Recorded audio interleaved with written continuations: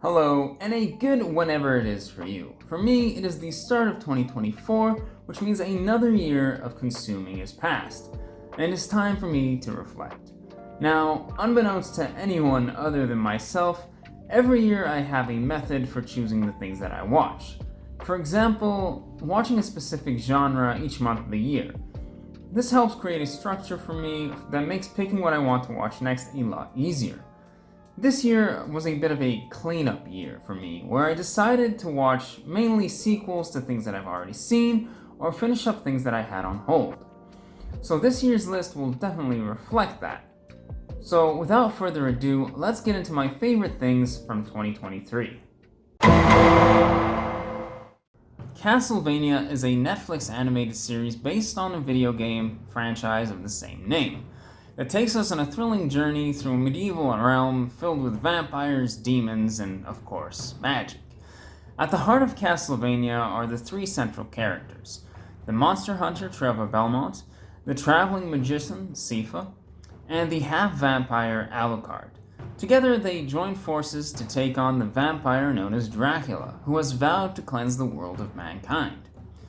Now, I first watched the series during its initial season back in 2017, but admittedly, I completely forgot about it. And after rewatching it, I can see exactly why.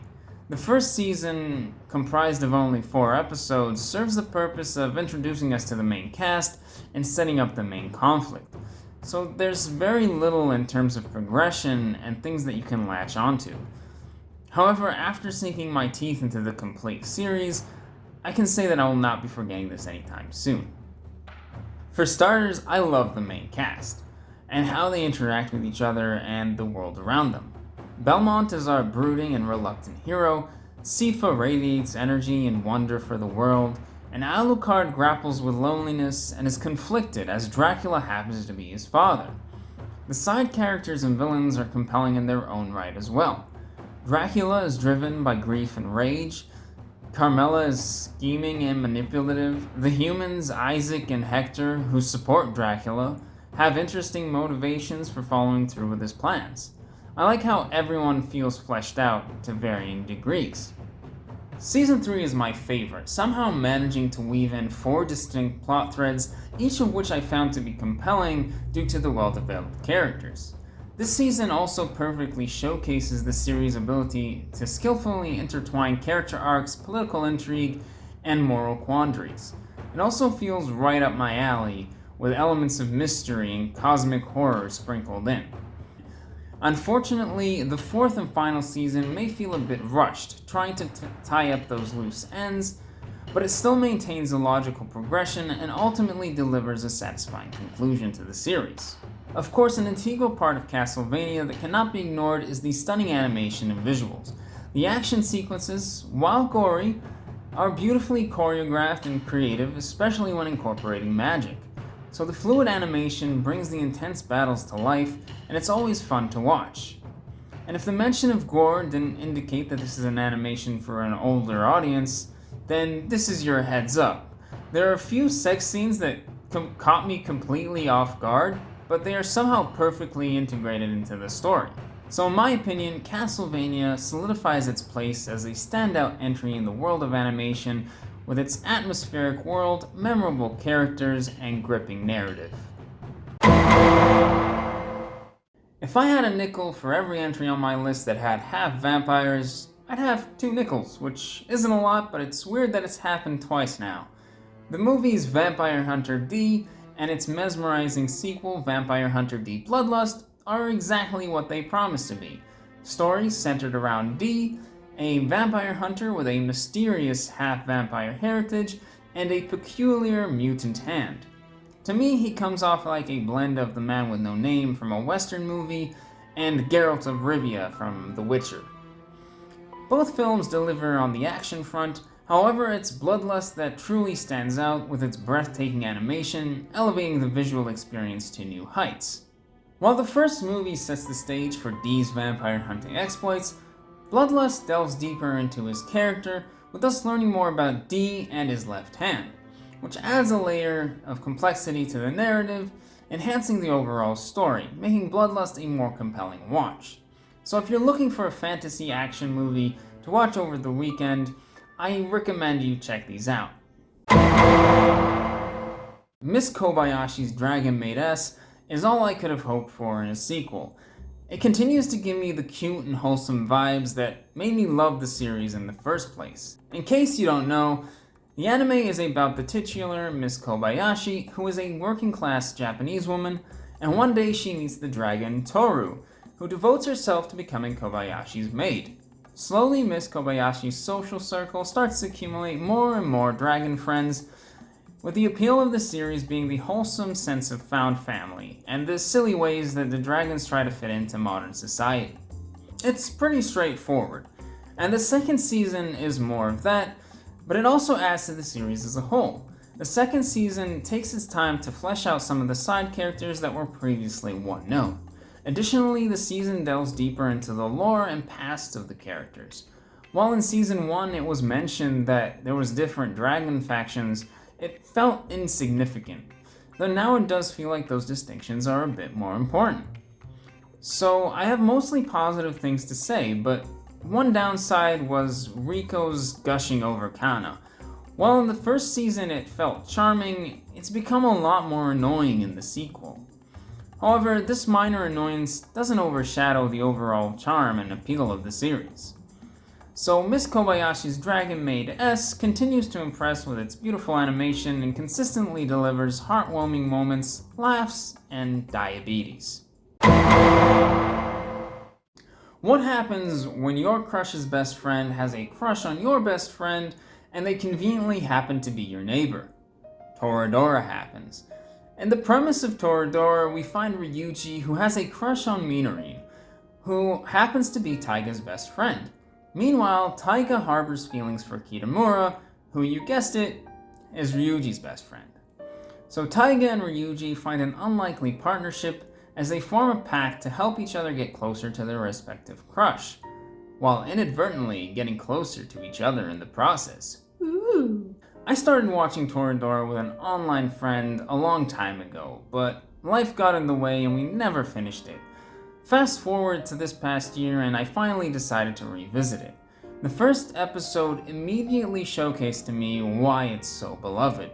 Even having forgotten almost everything about the series, the characters burst with personality from the get-go. With our neat freak Ryuji and our hot-tempered Taiga, we get a gripping introduction to the main cast. And going in, I knew that Taiga was an iconic example of a tsundere, so I was expecting her to be a lot more tsundere? Tsundere, in case you don't know, is a character trope in anime where the character acts hostile towards the person they like. And when they do show affection, they would backtrack with a, "It's not like I like you or anything, idiot." But I was pleasantly surprised. Taiga isn't one-dimensional character relying solely on the tsundere trope. There's depth to her personality, making her actions and reactions authentic and relatable. I like how Taiga and Ryuji's friendship develops, how they find common ground not just from their crushes, but the fact that both have expectations placed on them from society based on their appearances. And I think their interactions are charming and fun to watch. And of course, given its genre, Toradora excels at crafting romantic drama that tugs at your heartstrings. And while I do have a few problems with the ending and how some of the side characters didn't get enough time, those are just nitpicks. Toradora has definitely earned its reputation as one of the top romance anime.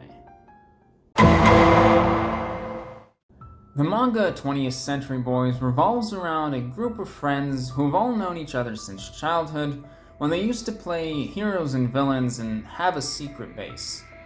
Now they're all adults, however they notice a chilling trend. Some of the tragic events that are unfolding around them seem to mirror a sinister plan that they crafted for the ultimate villain when they were children. And this diabolical scheme seems to be tied to a mysterious cult leader known simply as Friend. The story becomes a race against time as the group must piece together fragmented memories from their past in order to halt Friend's atrocities, while also attempting to unveil the true identity behind the enigmatic cult figure. Something about reading this felt nostalgic to me. It reminded me of my childhood, where I'd spend my summer days playing with my friends in the village, doing all sorts of things like pretending to be Power Rangers or playing with action figures, video games, and even making secret bases in abandoned places. I have those vague memories, but I sure as hell for the life of me wouldn't be able to remember specific conversations or who was there for any specific days or some crazy plot we concocted for world domination. So when the characters of 20th Century Boy struggle to remember memories that have been blurred by time, that feels remarkably authentic to me. I think that's part of what makes the story so good, because even when it starts to incorporate some sci-fi elements, it never loses its sense of realism, grounding us in an eerily plausible world. The characters in this manga are incredibly well-rounded, each fleshed out with their own levels of depth and relatability.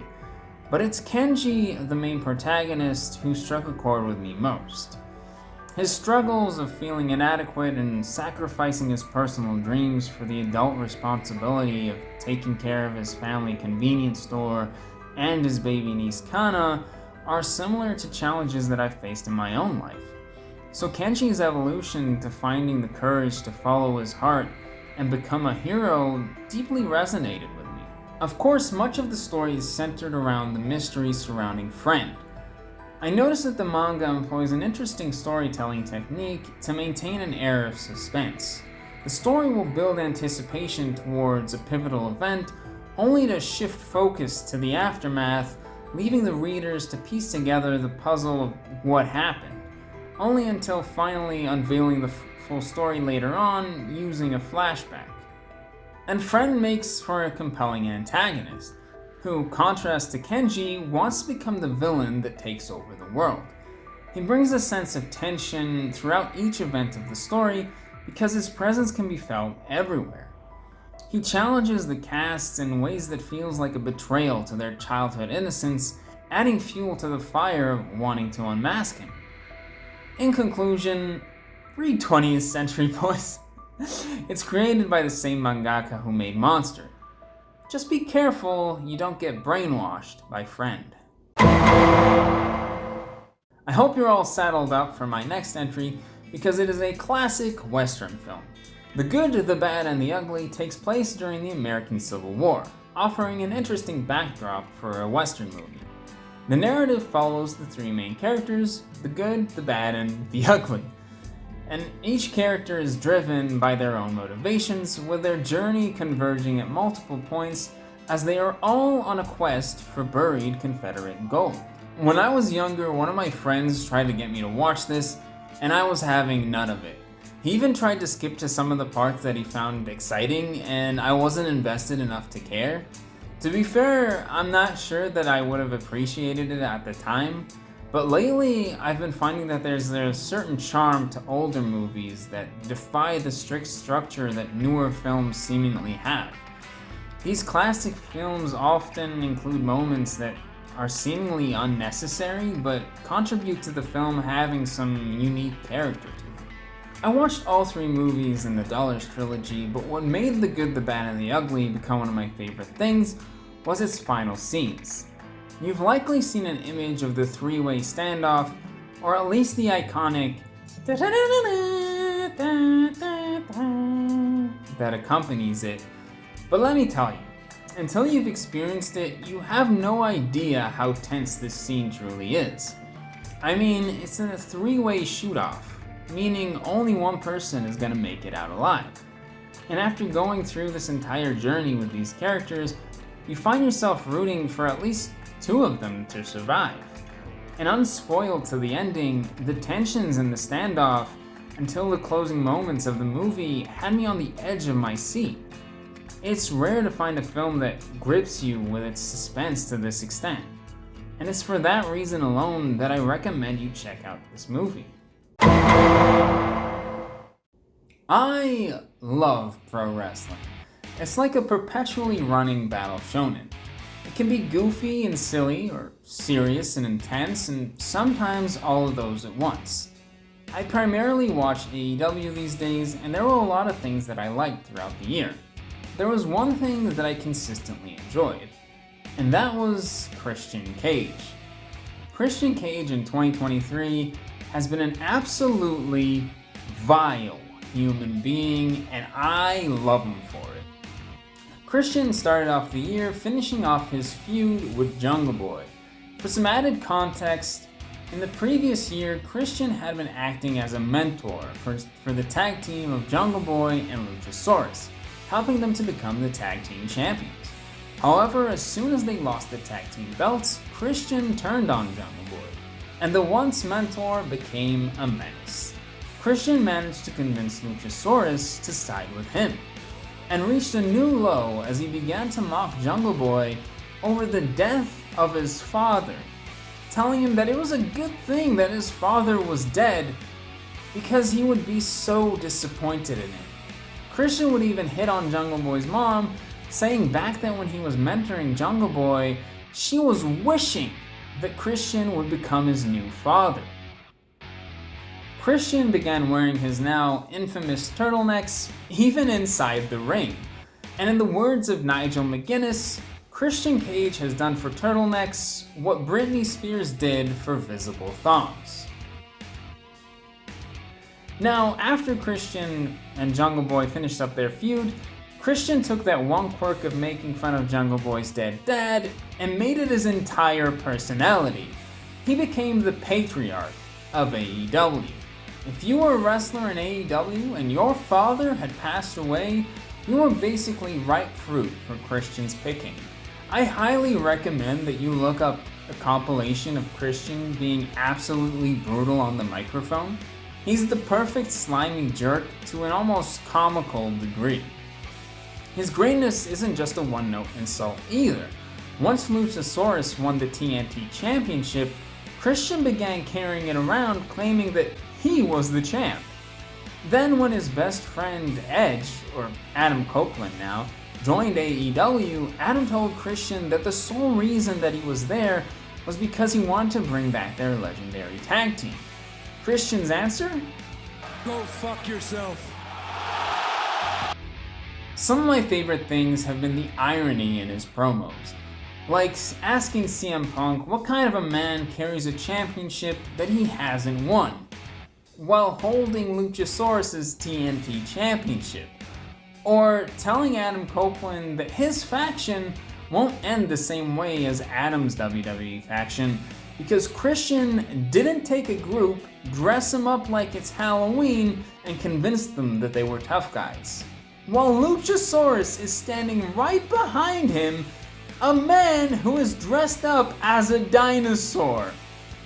The year culminated with Christian and Adam's fantastic no disqualification match for the TNT Championship at World's End. These men are 50 years old and still entertaining us, and as a fan, I couldn't be more grateful. Though, I hope me saying this doesn't put me on Christian's radar, because I, too, once had a father. Back when I started watching anime, there was one thing that was true. If you liked Sword Art Online, you were a clown, and what you should be watching is the vastly superior Log Horizon. In 2023, I watched Season 3 of both of these series, and I'm here to report that Sword Art Online comes up on top. Log Horizon Season 3 kinda drags on, concluding its least interesting remaining plot points, while Sword Art Online almost completely reinvents itself. For all the jokes and hate directed towards Sword Art Online, it always had good ideas. It didn't always capitalize on them, but at least it tried. And Sword Art Online Alicization feels like a response to the criticism of the first two seasons, attempting to rectify some of its flaws. But let's rewind a bit. Sword Art Online, or SAO for short, begins with the premise of a virtual reality MMORPG, where the players, including our main protagonist Kirito, find themselves trapped inside the game. The stakes are high, with death inside the virtual world meaning death in reality. The series starts off with a lot of potential, but I think a lot of viewers were soured on the series due to Kirito's Mary Sue-like qualities, the harem elements, and how the story kinda lost focus on its core premise. Fast forward to SAO Alicization, Kirito is thrust into a new virtual world, the Underworld, that is populated with AIs rather than players. Kirito finds himself entangled in a new set of challenges, as this time there's no game settings making tasks easier, nor the ability to turn off pain, making it less of a game and more like Life 2.0. Kirito isn't alone here, as we also get new secondary main characters in Alice and Eugeo, which are great additions to the main cast, as not only do they have great personalities that elevate the story, but it also no longer feels like the Kirito show. I mean, it still is. Alicization offers significant character development for Kirito by making him work through some of the trauma that he's been through as a result of the first season. And that's something that I enjoy in general. Whenever the anime chooses to explore the consequences of what happened to the people who lived through the death game, it makes for some of the more interesting parts of the story. The shift in tone almost makes the smaller harem elements of the show feel a bit nostalgic whenever they do crop up. And unfortunately, it wouldn't be SAO without the obligatory uncomfortable scene where a character gets violated at least once per season. But on that note, I do kind of want to highlight that I appreciate the simplicity in SAO's villains. You might get criticism for it, but considering most media nowadays, the bad guy gets some kind of backstory to justify their actions, it's kind of refreshing that the antagonists in SAO were just irredeemable anthropomorphic porta-potties. I want someone that I can just hate and feel good about seeing them get smacked around. And speaking about that, the action scenes go above and beyond, showcasing the character's skill in breathtaking fashion. The series is known for its stunning animation, and Alicization lives up to those standards, providing plenty of visual spectacles. Alicization and War of the Underworld feel like love letters to SAO fans, rewarding longtime viewers with moments for every significant character to shine. The emotional peaks reached in these seasons are genuinely touching, providing a fulfilling experience to those invested in the SAO universe. For someone who had low expectations coming in, I found it to be a sequel well worth watching. SAO has proven to me that it can evolve, and it's one of the few series that I'm actually curious to see where it goes on to next. Before we go to my last entry, let me give you a few honorable mentions. Things that I thought were great, but not quite my favorite.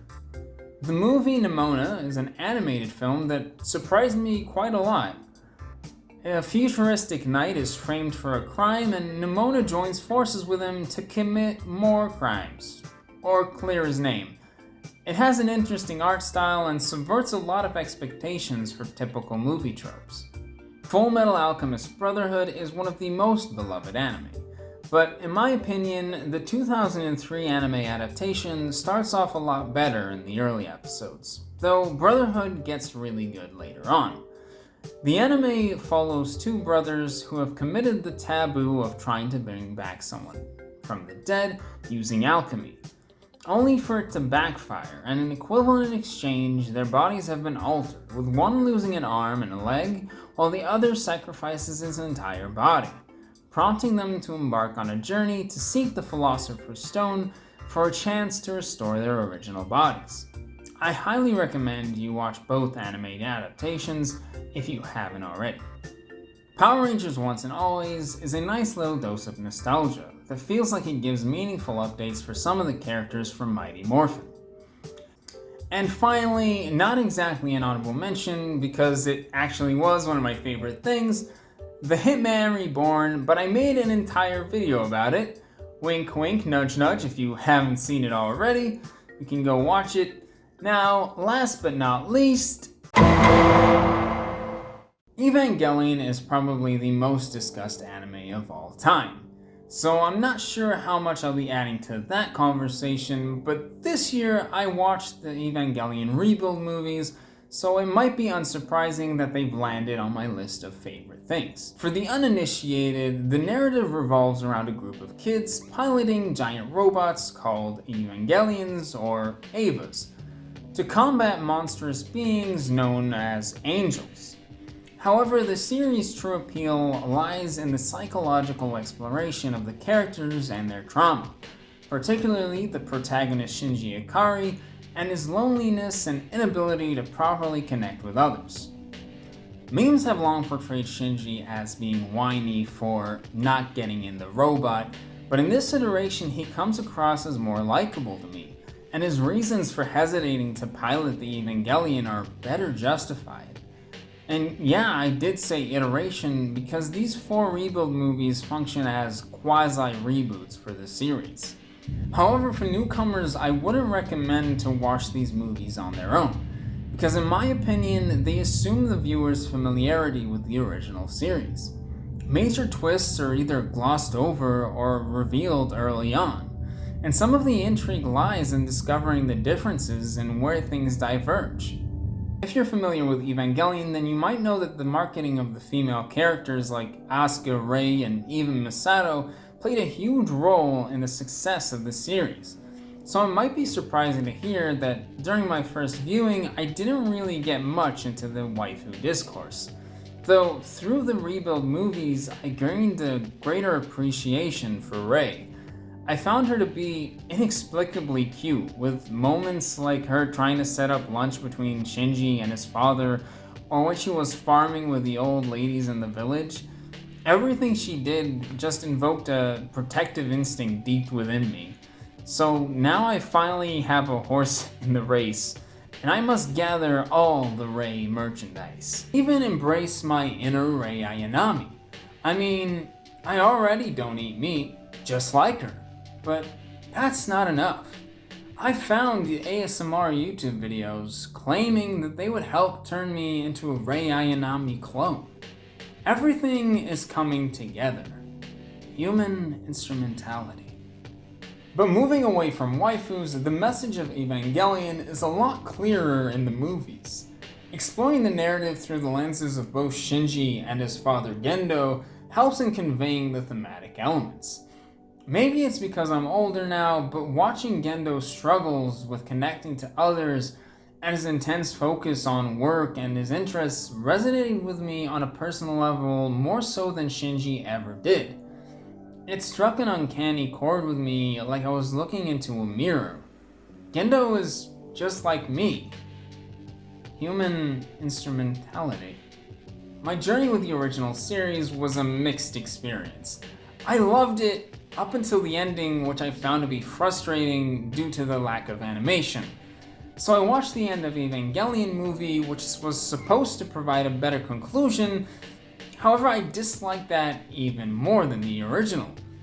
So for years I had this bitter taste in my mouth left from EVA. The rebuild movies, however, somehow managed to achieve the impossible by providing a satisfying and conclusive ending to the series. I finally feel at peace, and this sentiment seems to be shared online, bringing everyone together in a shared experience of human instrumentality? I really should touch grass. That's all I have for 2023. I do realize that it kind of looks like a favorites list from baby's first year of watching anime, but I also think it's a testament to how much good anime there is to watch. Though, I've gotta say, while there was something comforting in watching familiar characters, there was also this feeling that I was stuck in a loop. Maybe it didn't help that my work life this past year already had my weeks blurring into each other, but the things that I was watching also made it feel like I wasn't moving on. So I definitely don't think I'll be doing this again where I mainly watch sequels. Like with most things, it's best done in moderation. So that's my cue to end the video on a low note, like most YouTubers do. Thank you for watching, and I will see you whenever.